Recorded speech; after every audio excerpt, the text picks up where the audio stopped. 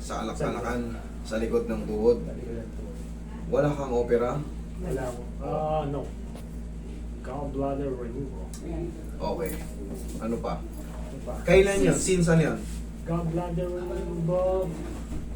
5 years? 12 years. No? Okay.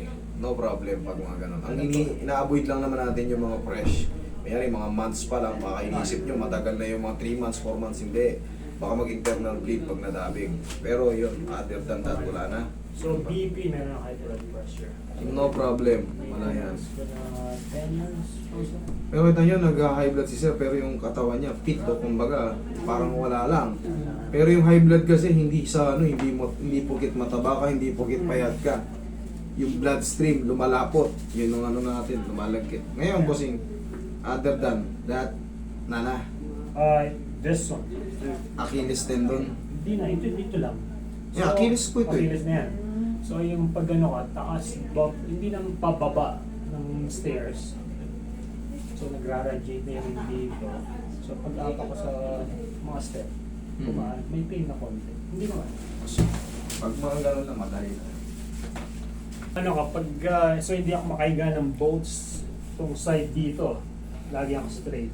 O sa kabila, dito pag nalilig. Left and right pala to. Yes. Tingnan muna natin. Hindi naman siya, sa kanila. Meron sa kanila. Yan o. Hindi pa siya totally super Totally. frozen, pero frozen na ang tawag dyan. Meron kasing super frozen eh, pero ito frozen na to. Yan din o. Habang palapit ng palapit dito, pasakit ng pasakit. Pero mas malayo itong sa kanan, kita nyo, nagpas isang tangkal. Ito naman din. Sakit? So, pero ang sagot dyan, alam nyo kung ano sagot dyan? Ako. Kaya nga, Kaya kami pumunta. Ako sagot dyan. Balikbayan kami, sir. Pinagdan pa kita para lang. Medyo ano pa ni si sir eh. Slang pa eh, kaya ano. Hindi, hindi. Paano ka mo?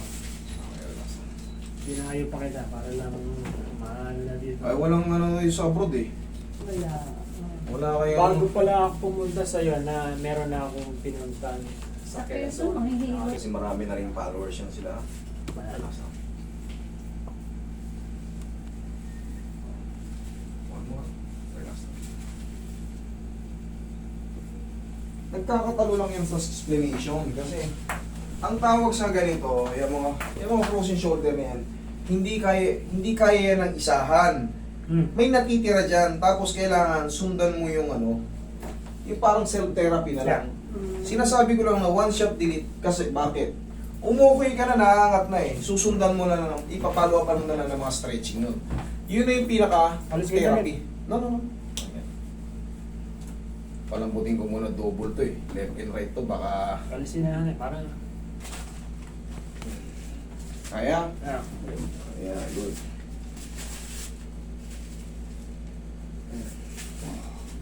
Kaya? Okay, good. Tigasan mo sa akin. Yeah. Okay. Yan, tigasan mo. Ay! Okay.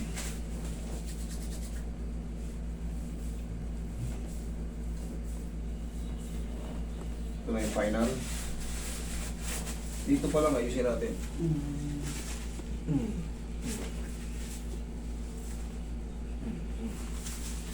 Maangat na to.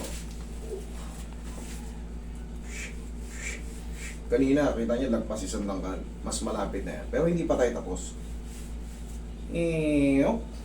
Oo. Kaya. Oo. Isa na. Pero hindi pa yan finish because may ano pa yan, may pain pa yan dyan. Doon na yung susunod na yung stretching.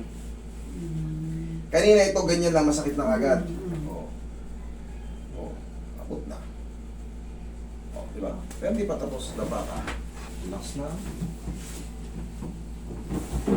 Inhale. Exhale. Diyan lang muna. Diba? Kabilang side. nakagin na, hindi ko na nang patagal. Relax na. Okay, sige po. Kaya kanina, ganyan lang, masakit ako. Ayan o. Huwag na. So yung pinaka nagkakos ng pain, yung big na Yan ba yung ano yan? Ito, dito. Ito ang shoulder. Yan sa hip. Hip yan eh. Ito. Meron tayong tinatawag na subacromial bursitis, adhesive capsulitis, and tendonitis. Yung tendonitis, doon nagsisimula yung mga pagod-pagod natin sa trabaho. Pag namagayan, syempre, malilimitahan na yung mga pagkilos-kilos natin. Pero madali rin yun. Madali. Ang mahirap yung adhesive capsulitis. Yung adhesive capsulitis, yung sobrang thickening ng joint. Ganyan na. Yung sa kanya, maaaring bursitis lang yun eh. Subacromial bursitis. Ganyan. Kaya mas madali pa rin. Pag narinig nyo yung tinatawag na adhesive capsulitis, yan yung super frozen. Yan yung pinakamasakit. Pero, kita nyo, ayos na. Ganun lang, susunod yan, sir, ha? Yeah. Okay? Thank Sa you so tuhod much. na.